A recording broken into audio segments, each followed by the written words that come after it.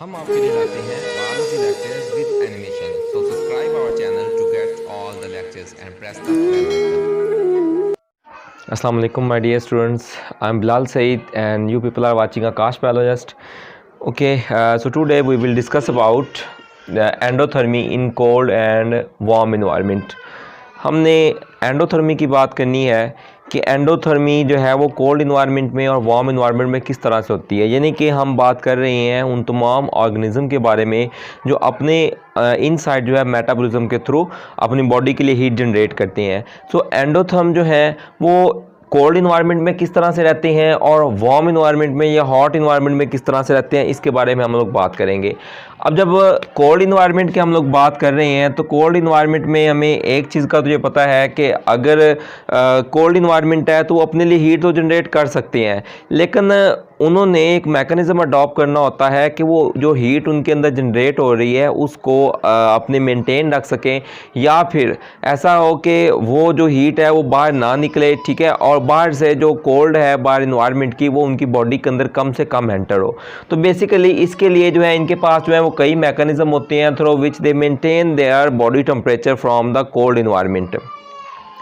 अब इसमें क्या होता है कि सबसे पहला हमारे पास है कि कुछ एनिमल्स होते हैं वो क्या करते हैं, नहीं कि हमारे पास स्पेशली हम जो बर्ड्स की बात करें या दूसरे एनिमल्स भी की, इनमें क्या होता है कि जितने भी मैमल्स हैं, अब मैमल्स में क्या होता है उनके ऊपर फर होती है, और अगर हम बर्ड्स की बात करें तो उनके ऊपर फिदर होते हैं। अब ये अपने टेम्परेचर को मेनटेन करने के लिए फ्लफिंग करते हैं, यानी कि जो अपने फिदर्स होते हैं, अपने जो हेयर्स होते हैं उनको खड़ा कर लेते हैं। अब उससे क्या होता है कि एक इंसुलेशन प्रोवाइड होती है और ये मूव करते हैं टुवर्ड द शेल्टर। ये शेल्टर मोर शेल्टर प्रोवाइड ऐसे एरिया की तरफ मूव करेंगे जो उनको ज़्यादा से ज़्यादा शेल्टर प्रोवाइड कर सकता हो। अब जो ज़्यादा शेल्टर वाला एरिया होगा वहाँ पे उनकी बॉडी से टेम्परेचर जो हीट का लॉस है वो कम से कम हो जाएगा। तो इस तरह से ये फ्लफिंग करते हैं, फ्लफिंग ऑफ फर और फिदर, और इसके अलावा ये मूव करते हैं टुवर्ड देयर शेल्टर। अब इस अगर हम बात करें एरेक्टिक हमारे पास इन्वायरमेंट की, यानी कि हमारे पास ऐसे ऑर्गेनिज्म जो कि एरेक्टिक इन्वायरमेंट में रहते हो, जैसे कि पोलर बियर्स वगैरह हैं। अब देखें वहाँ पे आइस वगैरह होती है, वहाँ पे ठंड बहुत ही ज़्यादा होती है, तो उनके लिए अपनी बॉडी के टेम्परेचर को मेंटेन करना बहुत ही मुश्किल होता है, यानी कि उनको तो ज़्यादा मैकेनिज्म अडॉप्ट करने की ज़रूरत है। अब वो क्या करते हैं, they make thick insulation around their body. ये अपनी बॉडी के गिर्द जो है वो एक थिक इंसुलेशन बनाते हैं, फैट्स की एक लेयर बनाते हैं। वो जो फैट की लेयर होती है वो इनको इंसुलेशन प्रोवाइड करती है। अब इससे क्या होता है कि इनका जो अपना टेम्परेचर होता है बॉडी का वो मेंटेन रहता है और आउटसाइड जो है वो मूवमेंट नहीं होती। तो इनमें जो फैट होते हैं, ये जो फैट हैं ये इंसुलेटर के तौर पे एक्ट करते हैं and they insulate their body from their harsh environment या कोल्ड इन्वायरमेंट जो है उससे इनको इंसुलेशन प्रोवाइड करते हैं। अगर हम बात करें टेम्परेट जोन की, अब टेम्परेट हमारे पास ये गर्म हमारे पास टेम्परेट जोन में जो पाए जाने वाले एनिमल हैं, इनमें क्या है कि अगर तो टेम्परेचर थोड़ा सा नॉर्मल होता है तो ये शेडिंग भी करते हैं। They shed they are old feather, ये अपने जो पुराने फीदर्स होते हैं उनको शेड करते हैं और न्यू को ग्रो करवाते हैं। इसके अलावा जब विंटर सीजन आता है तब ये अपने लिए इंसुलेशन ये भी करते हैं और इंसुलेट करते हैं बॉडी को, ताकि टेम्परेचर जो है उसको मेनटेन किया जा सके। तो हम ये कह रहे थे कि टेम्परेट वाले हैं, इनमें शेडिंग का प्रोसेस भी होता है। ये फिदर को शेडिंग क्या होता है कि ओल्ड वालों को गिरा देना, न्यू वालों को ग्रो करवाना।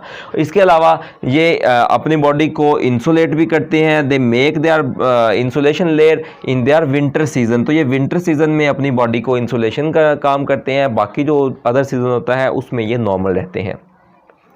अब जो हमारे पास होम्योथर्मी है, एंडोथर्म जो है, ये सारे एक जैसे नहीं होते। अब हम बात करते हैं दो तरह के हमारे पास ऑर्गेनिज्म है। एक हमारे पास है लार्ज एनिमल्स, यानी कि बड़े एनिमल जो होते हैं वो उनमें मैकेनिज्म अलग किस्म का होता है। जो एक हमारे पास लोअर एनिमल्स होते हैं उनमें अलग किस्म का होता है। अब क्या है कि जो लोअर एनिमल्स हैं इनमें हीट की कंडक्टेंस जो है वो बहुत ज़्यादा होती है, जबकि हायर एनिमल्स में, लार्जर एनिमल्स में हीट की जो कंडक्टेंस है वो बहुत ही लोअर होती है। ऐसा क्यों होता है? क्योंकि ये जो लार्जर एनिमल्स हैं इनमें जो है वो फैट वगैरह होते हैं, टिश्यूज़ होते हैं जो कि इंसुलेशन प्रोवाइड करते हैं। लोअर एनिमल्स में कम होते हैं। ये लार्जर एनिमल में ज़्यादा मैकेनिज्म होते हैं अपनी एनर्जी को कंजर्व रखने के, जबकि हमारे पास जो लोअर एनिमल्स हैं इनके पास कम होते हैं। तो इसलिए हम कहते हैं कि larger animal have a lower conductance of heat. इनमें हीट की कंडक्टेंस कम होती है तो इनको इतना ज़्यादा प्रॉब्लम नहीं होता। लेकिन जो लोअर एनिमल्स हैं छोटे एनिमल्स हमारे पास हैं, उनमें क्या होता है कि उनमें कम मैकेनिज़्म होते हैं जो इतने ज़्यादा डेवलप नहीं है। वो उस इशू की वजह से ये क्या है कि इनको ज़्यादा प्रॉब्लम होता है हीट के लॉस होने का, तो ये ज़्यादा मैकेनिज़्म अडॉप्ट करते हैं ताकि अपने आप को बचा सकें। अच्छा, अब इसमें अगर हम बात करें अदर्स की, तो हमारे पास जो अदर मैकेनिज़्म है दैट इज़ अ ब्लबर। अब आप जानते हैं ब्लबर क्या होते हैं। ब्लबर हमारे पास कुछ फैट, ये जो स्किन होती है, स्किन के नीचे पाए जाने वाले फैट के टिश्यूज़ होते हैं, सॉरी मतलब कि फैट टिश्यूज़ होते हैं। अब ये स्किन के नीचे पाए जाते हैं फैट टिश्यूज़, इनको हम ब्लबर कहते हैं। स्पेशली ये होती हैं मछलियों के अंदर। इनमें यहाँ पे क्या होता है कि यहाँ पे जो हमारी वेसल्स होती हैं उनको वेस्कुलराइज किया जाता है, उनको कंस्ट्रिक्ट किया जाता है। अब कंस्ट्रिक्ट होने से ब्लड का लॉस जो है वो कम हो, यानी कि ब्लड की मूवमेंट जो है वो कम होती है। अब ये जो ब्लबर्स होते हैं they also act as a thermostabler. अब ये इनके अंदर जो टेम्परेचर है उसको मेंटेन करने के लिए एक्ट करते हैं। अब ये क्या करेंगे कि इनका जो इंटरनल हमारे पास जो कंडक्टिविटी होती है उसको स्लो कर देते हैं। अब इंटरनल कंडक्टिविटी को ये कैसे स्लो करते हैं, जब हम बात करते हैं ब्लबर्स की। अब ब्लबर्स का जो हम बात करें अगर टेम्परेचर की, तो इनका टेम्परेचर इतना ज़्यादा डिफरेंस नहीं होता। इनका टेम्परेचर तकरीबन उतना होता है जितना हमारे पास जो वाटर होता है इसके तकरीबन नियर टेम्परेचर होता है। अब जब टेम्परेचर का इतना ज़्यादा गैप नहीं होता, तो टेम्परेचर के गैप ना होने की वजह से क्या होता है कि हीट का एक्सचेंज नहीं होता। तो ये जो ब्लबर होते हैं, ब्लबर ज़्यादातर हमारे जो फिशेज़ हैं उनके अंदर है। जैसे कि हम वेल की बात करते हैं, तो वेल में या दूसरी फिशेज़ हैं, इनके अंदर ये इंसुलेशन प्रोवाइड करते हैं और इनको जो है वो इनकी बॉडी से टेम्परेचर का लॉस कम से कम करवाते हैं। अब ये कैसे करते हैं, मैंने पहले एक बताया कि देखें इनमें ये बॉडी के ऊपर साइड पे, जैसे कि ये हमारे पास एक फ़िश है। अब यहाँ पे यानी कि स्किन के बीनीथ में यहाँ पे होते हैं ब्लबर्स। अब जब यहाँ पे ब्लड आ रहा है, यानी कि ब्लड अगर यहाँ पे ज़्यादा आएगा तो उससे क्या होगा कि हीट ज़्यादा से ज़्यादा लॉस होगी। अगर ब्लड जो है वो कम आएगा तो हीट जो है वो कम से कम लॉस होगी। तो जब कोल्ड टेम्परेचर होगा, जब टेम्परेचर लो होगा, तो उस वक्त में क्या किया जाएगा कि ब्लड वेसल्स को जो है वो कंस्ट्रिक्ट कर दिया जाएगा। जैसे ही ब्लड वेसल कंस्ट्रिक्ट होती हैं तो ब्लड का फ्लो कम हो जाता है। जितना ब्लड का फ्लो कम होगा, इन मसल्स में जितना ब्लड कम जाएगा उतनी हीट का लॉस होना भी कम होगा। तो हीट को लॉस करने के लिए ब्लबर्स जो हैं, सॉरी लॉस को रोकने के लिए जो ब्लबर्स हैं ये बहुत अहम किरदार अदा करते हैं। तो ये भी कई हमारे पास जो एंडोथर्म्स हैं उनके अंदर होते हैं। इसके बाद अब एक होता है काउंटर करंट मैकेनिज़्म।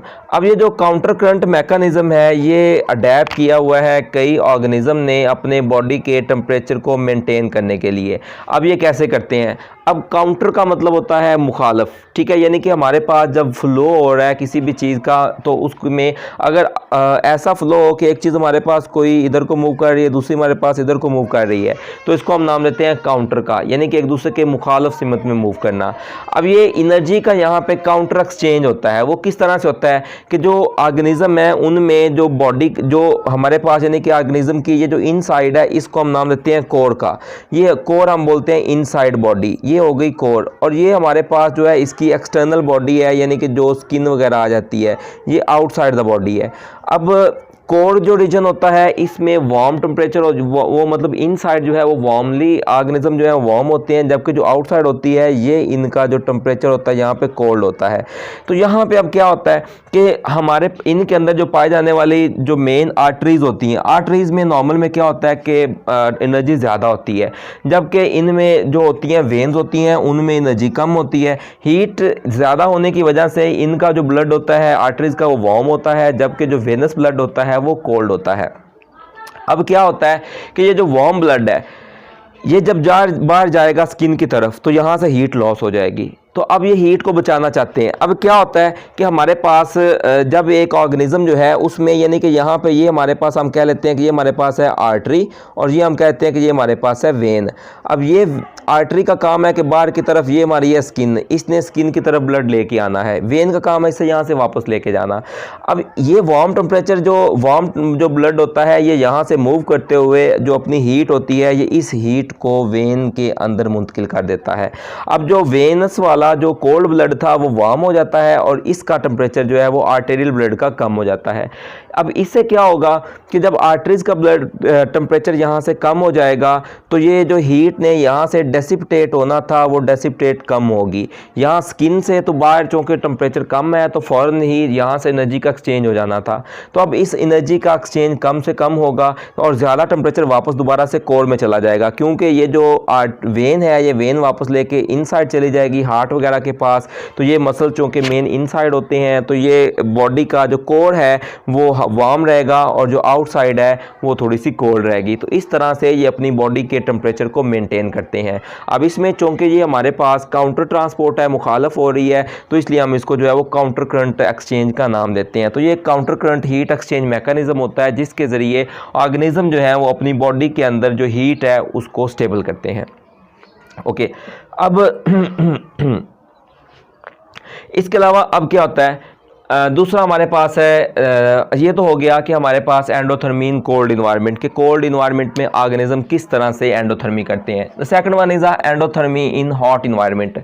अब जौन से ऑर्गेनिज्म हॉट इन्वायरमेंट के अंदर रहते हैं उनको प्रॉब्लम होता है कि हीट ज़्यादा जो है वो उनको मिल रही है और वो हीट को डेसिपिटेट करना चाहते हैं। So they adapt many different mechanism, various mechanism for to dissipate the heat from their body. तो अब ये अपनी बॉडी से हीट को खारिज करना चाहते हैं। अब ये किस तरह से हो सकती है, अब एक तो ये होता है कि they have heat Windows, use of heat Windows. अब जो ऑर्गेनिज्म होते हैं उनके अंदर कुछ खास ऐसे पॉइंट्स होते हैं जहाँ से हीट जो है वो खारिज होती है। वो तमाम पॉइंट्स जो भी किसी ऑर्गेनिज्म के अंदर हो जहाँ से हीट का लॉस ज़्यादा से ज़्यादा हो उनको हम हीट विंडोज़ का नाम देते हैं। अब हीट विंडो से जो हीट का एक्सचेंज होना है वो थ्रू रेडिएशन हो सकता है, थ्रू कंडक्टेंस हो सकता है या इवेपोरेटिव कूलिंग के थ्रू हो सकता है। ये किसी भी तरीके से हीट का एक्सचेंज जो है वो हो सकता है। अब फॉर एग्जांपल हम बात करते हैं रैबिट की। अब रैबिट में क्या है कि रैबिट के जो ईयर होते हैं ये इनके लिए हीट विंडोज़ का काम करते हैं। अब रैबिट के ईयर्स में किस तरह से हीट का फ्लो होगा कि बॉडी से ज़्यादा जो बॉडी की जो ब्लड वेसल्स हैं उनको वैसो डायलेट कर दिया जाएगा। जैसे ही वो डायलेट होगी ज़्यादा ब्लड जो है वो इसके ईयर्स में जाएगा। जैसे ही ज़्यादा ब्लड जाएगा तो उससे जो होगा कि एनवायरनमेंट में हीट का एक्सचेंज हो जाएगा। तो इस तरह से ये हीट विंडो के तौर पे एक्ट करेगा। दूसरा हमारे पास आ जाता है मैमल्स। कुछ मैमल्स जो हैं उनमें जो हॉर्न होते हैं वो भी हीट विंडो के तौर पे एक्ट करते हैं। जैसे कि गोट में है, कैटल में है, इनके हॉर्न भी हीट को डेसिपिटेट करने के लिए इस्तेमाल होते हैं। कुछ एनिमल्स ऐसे होते हैं जिनकी लेग और स्नॉट, लेग्स यानी कि देखें जो लेग्स हैं ये थिन होती हैं तो इन्वायरमेंट में एक्सचेंज के लिए ये बहुत प्रेफरेबल होती हैं। स्नॉट जो नोज़ की आगे बाहर को निकला हुआ हिस्सा होता है इसको हम उर्दू में थूथ नहीं बोलते हैं, ये उसको हम स्नॉट बोलते हैं, यानी कि जो बाहर को बड़ा हुआ हिस्सा होता है नोज़ का। तो इनके ज़रिए भी हीट का एक्सचेंज जो है वो अक्सर होता है। तो कई ऑर्गेनिज्म अपनी लेग्स को और स्नाउट को भी इस्तेमाल करते हैं फॉर एक्सचेंजिंग देयर हीट, यानी कि अपनी बॉडी की वाफर हीट को एक्सचेंज करने के लिए। इसके अलावा क्या होता है, naked area of the body. अब कई ऑर्गेनिज्म के अंदर बॉडी के कुछ एरिए नेक्ड है। अब देखें हमारी बॉडी में ज़्यादातर ऑर्गन अगर हमारे ये जो ट्रंक रीजन के अंदर हैं तो यहाँ पे टेम्परेचर हाई रहता है। जो जैसे हमारे ये बाजू हैं ये थोड़े से बाहर साइड पे हैं, यहाँ पे टेम्परेचर हमारा जो है बॉडी का थोड़ा लोअर होता है। लेकिन अगर कुछ ऑर्गन्स जो हमारे ऐसे हों जिनको बॉडी से आउटसाइड प्लेस किया गया हो तो वो क्या होते हैं कि दीज आर नेक्ड एरियाज। जैसे कि सक्रोटम की बात करते हैं हम, सक्रोटम हम उस थैली को बोलते हैं जिसमें टेस्टिस होते हैं उनको इनक्लोज किया गया है। अब टेस्टिस को आउटसाइड द बॉडी प्लेस किया गया है वहाँ पे, इसलिए वहाँ से हीट का जो हीट की डेसिपिटेशन है वो बहुत ज़्यादा होती है, हीट बहुत ज़्यादा खारिज होती है। और इसीलिए हमारी बॉडी में इवन जो सक्रोटम होते हैं वहाँ पे जो टेस्टिस हैं वहाँ पे टेम्परेचर 37 के अराउंड होता है। तो ये लो टेम्परेचर होता है क्योंकि वहाँ से हीट का एक्सचेंज ज़्यादा होता है।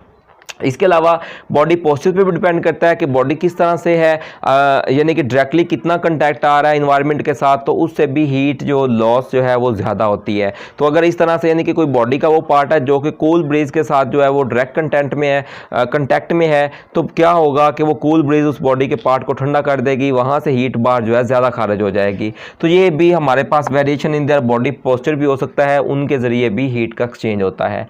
अब अगर हम बात करें इवेपोरेटिव कूलिंग की, तो अब ये क्या होता है कि इवेपोरेटिव कूलिंग यानी कि बॉडी से इवेपोरेशन की वजह से बॉडी को मिलने वाली ठंड है कि बॉडी को जो ठंडक मिल रही है इवेपोरेशन के थ्रू वो कैसे होती है। अब दो बेसिक मैकेनिज्म होते हैं through which evaporative cooling can be done.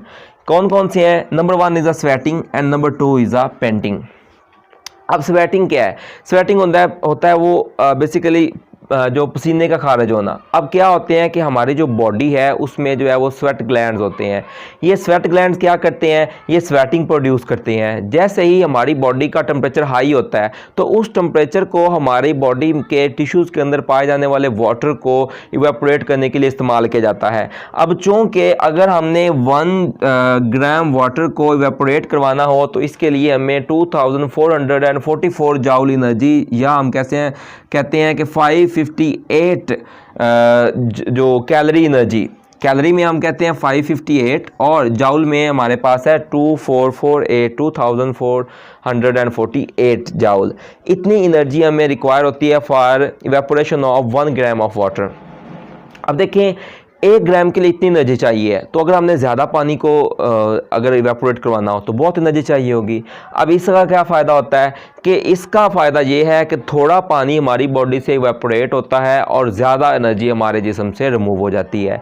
तो ये बेसिकली इवेपोरेटिव कूलिंग के थ्रू इसलिए हमारी बॉडी को बहुत ठंडक मिलती है, क्योंकि हमारी बॉडी के मुख्तलिफ टिश्यूज़ के अंदर बहुत ज़्यादा पानी है। जैसे कि हम जानते हैं ब्रेन सेल्स के पास 85% तक वाटर है और हमारे बोन टिश्यू जो होते हैं उनके पास भी 20% तक वाटर है। तो इस तरह से बहुत थोड़ा पानी जो है वो इवेपोरेट होता है हमारे स्वेटिंग के थ्रू और उससे हमें बहुत ज़्यादा ठंडक मिलती है। दूसरा होता है पेंटिंग। अब पेंटिंग में क्या होता है कि पेंटिंग भी हमारे पास एक इवेपोरेटिव कूलिंग की एक किस्म है जिसमें जो रेस्पिरेटरी ट्रैक है ये इन्वॉल्व होता है। अब कई जानदार जैसे कि इनमें कुछ मैमल्स भी आ जाते हैं, जैसे कि डॉग्स वगैरह हैं या कुछ बर्ड्स हैं, वो क्या करते हैं कि रेस्पिरेटरी एक्टिविटी के थ्रू अपनी बॉडी के जो एक्सेस टेम्परेचर है उसको लॉस करते हैं। तो ज़्यादा टेम्परेचर यानी कि जैसे कि डॉग हैं, आपने कभी नॉर्मल में देखा होगा कि कुत्ते किसी जगह बैठ कर तेज़ तेज़ सांस ले रहे होते हैं, उस वक्त ज़ुबान बाहर निकाली होती है और ज़ुबान पे उस वक्त आपको ड्रॉप ऑफ वाटर भी महसूस होंगे। तो वो क्या है कि वो बेसिकली उनकी जिस्म से पानी इवेपोरेट हो रहा है और वो थ्रू देयर रेस्पिरेटरी एक्टिविटी हो रहा है, तो इसको हम पेंटिंग का नाम देते हैं। इसमें जैसे कुछ बर्ड्स भी होते हैं या कुछ हमारे पास दूसरे ऑर्गेनिज्म है, वो क्या करते हैं कि नोज़ के ज़रिए सांस लेते हैं, सांस को अंदर लेके जाएंगे और वापस जब बाहर माउथ के ज़रिए बाहर निकालते हैं। तो तेज़ी से सांस लेने से क्या होता है कि बॉडी का टेम्परेचर उसके अंदर ऐड होकर बॉडी से रिमूव होता रहता है। तो इस तरह से पेंटिंग के थ्रू और स्वेटिंग के थ्रू बॉडी को इवेपोरेटिव कूलिंग मिलती है, बॉडी ठंडी हो जाती है और टेम्परेचर लो हो जाता है। So this is a one adaptation for hot temperature, कि गर्म टेम्परेचर होगा तो उस वक्त सिर्फ जो है वो स्वेटिंग होगी, अदरवाइज स्वेटिंग नहीं होगी। या बॉडी में हीट ज़्यादा जनरेट होना शुरू हो जाए तब भी होती है, यानी कभी सर्दियों में भी आपको पसीना आता है, यानी कि आप बहुत परेशान हो, आपकी बॉडी जो है वो इमरजेंसी की सिचुएशन में है तो बहुत ज़्यादा एनर्जी जनरेट करे तो आपको पसीने आना शुरू हो जाते हैं। अच्छा, अब एक हम पढ़ते हैं अडेप्टेशन कैमल, कि कैमल में अडेप्टेशन किस तरह से है। अब देखिए कैमल का एक बहुत ही पिक्यूलर बिहेवियर है। वो क्या है कि ये डे के टाइम पे इनमें कुछ खास टिश्यूज़ हैं जो कि हीट को एब्जॉर्ब करते हैं। ये डे के टाइम पे बहुत ज़्यादा हीट एब्जॉर्ब करेंगे और इनका बॉडी का टेम्परेचर एम्बिएंट टेम्परेचर से भी बहुत ज़्यादा हो जाता है। ये क्यों ऐसा करते हैं? ये अब देखिए, आप जानते हैं कि जो भी कैमल है ये लार्ज एनिमल हैं, इनका लार्ज बॉडी मैस है। अब लार्ज बॉडी मैस में ये ज़्यादा सहरा के अंदर पाए जाते हैं। सहरा में दिन बहुत गर्म होता है, रातें बहुत ठंडी होती हैं। अब ये अपनी बॉडी में हीट तो जनरेट करते हैं, लेकिन जब बहुत ज़्यादा कम टेम्परेचर होता है तब इनको अपनी बॉडी का टेम्परेचर मेंटेन करने के लिए पहले अब्जॉर्ब करना पड़ता है। तो ये डे टाइम पे क्या करते हैं कि ये बहुत ज़्यादा जो हीट है वो अपने अंदर एब्जॉर्ब कर लेते हैं और हीट को और अपनी बॉडी को ये इंसुलेट कर लेते हैं कि वो हीट इनकी बॉडी से खारिज नहीं होती। ये डे टाइम पे अपना एम्बिएंट टेम्परेचर बहुत हाई कर लेंगे और जब नाइट टाइम आता है तो फिर उस हीट को यूटिलाइज़ करते हैं, ठीक है, और यूटिलाइज़ करके फिर पूरी रात जो है वो स्पेंड करते हैं उस एनर्जी को। अब यानी कि इनका जो एक डे की स्टार्टिंग है वो होती है लो एनर्जी के साथ और इनकी जो डे टाइम यानी कि होगा उसमें इनकी एनर्जी बहुत इन्हेंस होना शुरू हो जाएगी। तो सुबह के वक्त में ये एक एक्टोथर्म के तौर पे हीट को जज़ब करना शुरू कर देते हैं और सारा दिन हीट को एब्जॉर्ब करके अपने बॉडी के अंदर टिश्यूज़ के अंदर स्टोर कर लेते हैं। वो हमारे पास हाई स्पेसिफिक हीट टिश्यूज़ होते हैं जो कि हीट एनर्जी को हाई रखेंगे। रात के वक्त में या लोअर टेम्परेचर में इनकी बॉडी को स्टेबल करने के लिए, इनकी फंक्शनिंग को परफॉर्म करने के लिए ये इस्तेमाल होता है। अब हमारे पास एक है डोरमेंसी। डोरमेंसी क्या होती है? डोरमेंसी बेसिकली हमारे पास एक रिड्यूस एक्टिविटी कंडीशन होती है जिसमें जो बॉडी है वो कम से कम फंक्शनिंग करती है और उसको एनर्जी की रिक्वायरमेंट भी कम से कम होती है। इसकी हमारे पास कई कंडीशन है। The first one is a sleeping. अब स्लीपिंग क्या है हम जानते हैं। स्लीपिंग एक बेसिकली ब्रेन की एक एक्टिविटी है जिसमें ब्रेन जो है वो अपनी एक्टिविटीज़ को एडजस्ट कर लेता है। अब इस टाइम दौरान में क्या होता है कि सारी बॉडी की एक्टिविटीज़ को थोड़ा स्लो डाउन कर दिया जाता है, हमारी बॉडी का टेम्परेचर थोड़ा स्लोअर हो जाता है, ठीक है। हमारे जो रेस्पिरेटरी एक्टिविटी थोड़ी कम हो जाती है, हमारा जो हाइपोथैलेमस होता है वो कम एक्टिविटी करता है, सेंसिटिव को थोड़ा कम कर देता है, कार्डियोवैस्कुलर एक्टिविटी को कम कर दिया जाता है। तो ये बेसिकली ये कंडीशन होती है जिसमें हमारी जो बॉडी होती है वो अपने ब्रेन जो है वो हमारी बॉडी के फंक्शन को एडजस्ट कर देता है और उस वक्त में हमें कम से कम एनर्जी की ज़रूरत होती है। लेकिन अब जो स्लीपिंग है ये काज कैसे होती है? स्लीपिंग में ज़्यादा कहते हैं कि जो मैमल्स हैं उनमें एक जो कुछ खास केमिकल्स होते हैं जो कि स्लीपिंग इंड्यूस करवाते हैं, जिनको हम जो है वो स्लीपिंग फैक्टर्स का नाम देते हैं। ये डे टाइम पे जब कोई जागता है तो वो उनके अंदर वो सब्सटेंस बनते रहते हैं और वो एक्यूमुलेट होते रहते हैं। जब वो काफ़ी ज़्यादा अमाउंट में एक्यूमुलेट हो जाते हैं तो वो स्लीपिंग इंड्यूस करवाते हैं। यही वजह है कि हम अगर एक दिन जागते रहें, दूसरे दिन तीसरे दिन तो आपको जो है वो खड़े खड़े नींद आना शुरू हो जाएगी, क्योंकि वो फैक्टर आपकी बॉडी में बहुत ज़्यादा इंक्रीज़ हो जाएंगे। तो वो हम उनको स्लीप इंड्यूस फैक्टर का नाम देते हैं। अब अगर हम इनकी बात करें टाइम इंटरवल की, तो स्लीपिंग का जो टाइम इंटरवल है वो अलग अलग होता है, मुख्तलिफ जानदारों में मुख्तलिफ हो सकता है। जैसा कि हमारे पास सील होता है, अब ये जो आइस वगैरह के ऊपर सोते हैं तो ये थोड़े कुछ मिनट्स की इनके अंदर स्लीप होती है। जबकि अगर हम बात करें बड़े लार्ज कार्निवोरस की, तो वो तकरीबन 20 घंटे स्लीपिंग करते हैं एक डे में, स्पेशली आफ्टर मील। जब वो खाना खाते हैं, जब वो अपना शिकार कर लेते हैं तो उसके बाद वो तकरीबन 20 घंटे सो जाते हैं। ह्यूमंस में भी आप जानते हैं कि हमारे पास जो नॉर्मल में हमें 8-10 घंटे जो है वो नींद आती है। तो ये जो स्लीप टाइम होता है ये डिफरेंट ऑर्गेनिज्म के अंदर डिफरेंट होता है। दूसरा हमारे पास है टॉरपोर। अब टॉरपोर क्या होता है? This is a state of decreased physiological activity, यानी कि ऑर्गेनिज्म के अंदर एक ऐसी एक कंडीशन होती है जिसमें जानदारों में जो एक्टिविटी होती है वो बहुत ही कम हो जाती है, तो इसको हम टॉरपोर बोलते हैं। अब ये इसमें डे से वीक तक भी हो सकती है। ये ज़्यादातर जो हमारे पास जो स्मॉल ऑर्गेनिज्म एनिमल्स हैं ये करते हैं, जैसा कि हमारे पास एक बर्ड है, सबसे छोटा बर्ड हमिंग बर्ड, वो टॉरपोर मूवमेंट शो करता है, स्लीपिंग मूवमेंट शो करता है। या दूसरा हमारे पास कुछ स्मॉल मैमल्स होते हैं जैसे कि श्रीव्स होती हैं, अंदर भी जो है वो टॉरपोर मूवमेंट जो है टॉरपोर स्लीपिंग जो है वो मूवमेंट होती है, ठीक है। तो ये इस दौरान में ये कोई फीडिंग नहीं करते, ये फीडिंग किए बगैर जो है ये अपनी बॉडी का जो टेम्परेचर होता है उसको मेंटेन रखते हैं। जो हमिंग बर्ड होते हैं आप जानते हैं कि इनको जो है वो फूड की ज़रूरत होती है, इनको फ्यू मिनट्स में जो फूड की रिक्वायरमेंट होती है to maintain their body temperature. तो इस तरह से ये क्या करते हैं कि जब इन्होंने रेस्ट करनी है, नाइट का टाइम स्पेंड करना है, तो ये टॉरपोर की कंडीशन में चले जाएंगे और जो है वो ज़्यादा लॉन्ग टाइम तक जो है वो अपनी विदाउट फीडिंग जो है वो रह सकते हैं। अब next one is the hibernation. अब हाइबरनेशन क्या है? हाइबरनेशन को हम विंटर स्लीप भी बोलते हैं। This is a basically inactivity during winter season. अब कई हमारे पास एनिमल्स ऐसे भी होते हैं जो कि विंटर के सीजन में हाइड हो जाते हैं, छुप जाते हैं, जिस तरह के हमें फ्रॉग नज़र नहीं आते। अब ये क्या है कि पूरी सर्दियां एक नींद की हालत में गुजारते हैं, जिसको हम नाम देते हैं हाइबरनेशन का। अब ये हाइबरनेशन जो है ये किस तरह होती है कि ये अपनी बॉडी की एक्टिविटीज़ को कम से कम कर लेते हैं, और एक्टिविटीज़ को कम करने से क्या होता है कि इनकी बॉडी में जो रिक्वायरमेंट है, एनर्जी की रिक्वायरमेंट जो है वो कम हो जाती है, या दूसरी जो रिक्वायरमेंट है वो बिल्कुल जो है वो कम हो जाती हैं। अब इस दौरान में ये अपने अंदर थर्मो रेगुलेशन को मेंटेन ज़रूर रखते हैं। थर्मो रेगुलेशन जो है ये ख़त्म नहीं होती, बल्कि क्या है कि इनमें ये अपना बेसल जो मेटाबॉलिज्म है ये उसको बहुत कम कर देते हैं। जब बेसल मेटाबॉलिज्म को ये रिड्यूस करेंगे तो उससे क्या होगा कि इनको जो रिक्वायरमेंट है एनर्जी की वो इनको कम से कम हो जाएगी, और उसकी वजह से ये जो स्टोर एनर्जी होती है उसको इस्तेमाल करते हैं। अब इस दौरान में इनका हाइपोथैलेमस क्या करता है कि इनकी बॉडी का टेम्परेचर लोअर कर देता है। अब ये इनकी बॉडी का टेम्परेचर 25 डिग्री सेंटीग्रेड पे एडजस्ट कर देगा। अब उससे क्या होगा, या इससे लोअर 20 पे या 15 डिग्री सेंटीग्रेड पे भी चला जाता है। तो अब ये टेम्परेचर कम से कम कर देंगे। इससे क्या होगा कि बॉडी को टेम्परेचर मेंटेन करने के लिए ज़्यादा एनर्जी की ज़रूरत नहीं पड़ेगी। तो इस तरह से लोअर टेम्परेचर मेंटेन करने के लिए इनको अपनी बॉडी में रेगुलेशन की ज़रूरत नहीं होती। तो यही इसमें अब बॉडी को इतना तरद्दुद नहीं करना पड़ रहा। जैसा कि देखिए हमें बुखार होता है, अब बुखार में क्या होता है कि हमारी बॉडी का जो हाइपोथैलेमस है वो हमारे बॉडी के टेम्परेचर को 37 से अबव जो है वो सेट कर देती है। अब उसमें हम लोग पानी पट्टी करते हैं, टेम्परेचर लो होता है, फ़ौरन टेम्परेचर वापस चला जाता है, क्योंकि हमारा इम्यून सिस्टम, हमारी बॉडी का जो रेगुलेटरी सिस्टम है, ये वापस से उसको उसी टेम्परेचर पे ले जाते हैं ताकि उसको नॉर्मल जो है वो किया जा सके। वो समझता है कि 40 अब नॉर्मल टेम्परेचर है, तो हमारी बॉडी के टेम्परेचर को 40, 39 या जितने भी हमारी बॉडी ने सेट कर दिया उस पर मेंटेन करने की कोशिश करता है। इसी तरह इनमें जब ये 25, 15, 5 टेम्परेचर जब चला जाता है तो बॉडी क्या करती है कि उसी टेम्परेचर को मेंटेन करने की कोशिश करती है।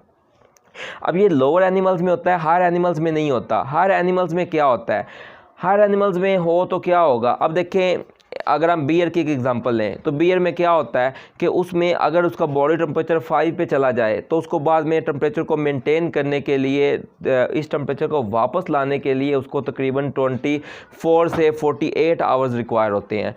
अब 2 दिन उसको लग जाएंगे टेम्परेचर को वापस लाते हुए। तो इसलिए ये जो बड़े ऑर्गेनिज्म होते हैं उनके अंदर हाइबरनेशन नहीं होती है, जो छोटे ऑर्गेनिज्म होते हैं उनके अंदर होती है। हाँ, कुछ ऐसे होते हैं जैसे कि पोलर बियर्स वगैरह भी हैं, ये विंटर स्लीप में चले जाते हैं कि विंटर में ये केव्स के अंदर छुप जाते हैं और अपनी बॉडी के मेटाबॉलिज्म को मेंटेन करते हैं विदाउट कंज्यूमिंग एनी एनर्जी। तो वो हमारे पास विंटर स्लीप आ जाती है। अच्छा, last one is the aestivation. Aestivation को हम समर स्लीप कहते हैं। कुछ जानवर ऐसे भी होते हैं जो कि सर्दियां तो गुजारते हैं लेकिन गर्मियों में वो अपनी बॉडी के टेम्परेचर को मेंटेन नहीं रख पाते। जैसा कि हमारे पास है स्नेल है। स्नेल क्या है कि ये जो वाटर लॉस होता है उसको बियर नहीं कर सकता, तो ये पूरी जो गर्मियाँ होती है वो एक नींद की हालत में गुजारता है, जिसको हम नाम लेते हैं एस्टिवेशन का या विंटर स्लीप का। इसके अलावा हमारे पास एक बहुत इंटरेस्टिंग फैक्ट है लंग फिश का। अब लंग फिश क्या करती है कि वो पाउंड्स के अंदर रहती हैं। जब वो सीज़न आता है हमारे पास बारिशों का, मानसून सीज़न आता है, उसमें बारिशें होती हैं, उनका पाउंड भर जाता है। जब गर्मियाँ आती हैं तो वहाँ पर पानी खुश्क हो जाता है। अब लंग फिश जो है ये विदाउट वाटर भी रह सकती हैं, क्योंकि इनमें लंग्स होते हैं, इनमें जो है वो जो गिल्स हैं वो नहीं होते। अब ये क्या करती हैं, लंग फिश क्या करती है कि ये उसी मड में जहाँ एक गड़क होती है और वहाँ पे चली जाती है और वहाँ से सुराख के ज़रिए बाहर से सिर्फ ऑक्सीजन लेती है और सांस लेती रहेगी। बाकी क्या होता है कि ये एक्टिविटी को ज़ीरो कर देती है, उससे ये पूरी गर्मियाँ जो है वो वहाँ पे स्पेंड करती है। तो ये जो एक एक्टिविटी होती है जिसमें जो जानदार है वो गर्मियाँ जो है वो एक डोरमेंसी की हालत में गुजारता है, उसको हम नाम देते हैं aestivation. So this is something about dormancy. ये हमारे पास डोरमेंसी की मुख्तलिफ कंडीशन हैं and all this is something about endothermy and in hot and cold temperature. So if you have any question then you can ask me in comment section. So thank you. Allah Hafiz.